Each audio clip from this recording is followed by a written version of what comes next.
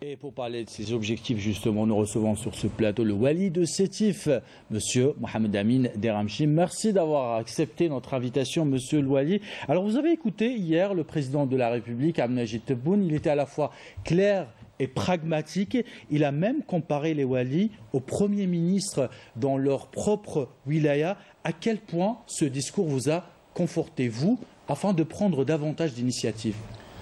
Bonsoir à vous et bonsoir aux téléspectateurs de Canal Algérie. Effectivement, la réunion d'hier entre le gouvernement et les Walis, la cinquième du genre depuis 2020, a été une occasion idéale pour faire l'évaluation de ce qui a été réalisé depuis 2020 et de tracer les perspectives de 2023. Et à ce titre-là, M. le Président de la République a été très clair. Comme à son accoutumée, comme d'habitude, il a été très clair, notamment concernant la relance de l'investissement. Et sur ce plan, l'évaluation que lui-même a faite concernant les investissements, l'accompagnement des investisseurs, a permis à l'échelle nationale de débloquer, de lever les obstacles et les contraintes bureaucratiques qui empêchaient un grand nombre d'investisseurs de rentrer en activité, et les chiffres qui ont été donnés sont éloquents. Ça, c'est pour ce qui est de l'évaluation. La perspective de 2023 sont claires, c'est de redoubler les efforts qui ont été faits depuis 2023. Il s'agit maintenant de le redoubler, de renforcer ces efforts afin d'aller jusqu'au bout et de lever toutes les contraintes des investissements, des projets d'investissement qui sont encore en souffrance. Il y en a encore en souffrance, afin de les accompagner et de lever toutes les contraintes. Donc, vous avez parfaitement raison de dire que le discours de M. le Président de la République hier constitue pour nous, en tant que Wali, une véritable feuille de route que nous nous attelons à mettre en œuvre cette année, notamment le volet dont parle M. le Président de la République depuis 2020. C'est le volet qui est lié à la relance de l'économie. Quand on parle de relance économique, il y a la création de la richesse et il y a la création d'emplois. Et il avait rappelé d'ailleurs hier que l'année 2023 est l'année de la production nationale. Je reviens toujours aux directives du président de la République et sa feuille de route, sa vision programmatique également. Vous êtes à la tête d'une très grande wilaya, une wilaya qui est connue par un certain nombre d'entreprises nationales qui exportent aussi à l'étranger.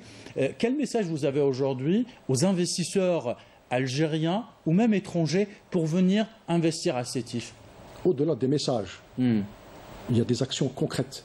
Concrètement, nous avons aujourd'hui à Sétif, qui est un véritable pôle économique. Vous savez, je vais vous donner un indicateur très important. La wilaya de Sétif compte plus de 26 000 entreprises, entre entreprises de grande envergure, moyenne entreprise et petite entreprise.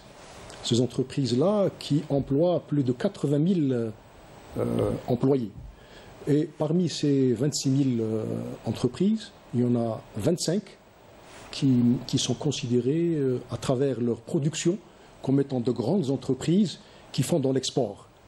Et par rapport à l'export, cette année, l'année qui vient de s'écouler, en 2022, les exportations enregistrées par les producteurs de la wilaya de Sétif ont enregistré un montant de 220 millions de dollars. Et à ce titre, ces entreprises comptent en 2023 faire plus et dépasser, pourquoi pas, la barre des 300 millions de dollars, ce qui indique clairement ces résultats-là, les résultats que je viens de vous dire. Ce sont des résultats qui ont été, que ces entreprises, les opérateurs économiques ont pu atteindre grâce aux mesures de facilitation décidées par M. le Président de la République dès l'année 2020.